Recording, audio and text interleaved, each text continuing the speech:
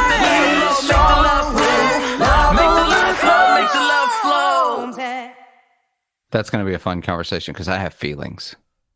You have feelings? I do. As a white man, you need to be validated for your feelings. I'm not white. What are you talking about? I'm Lebanese, motherfucker.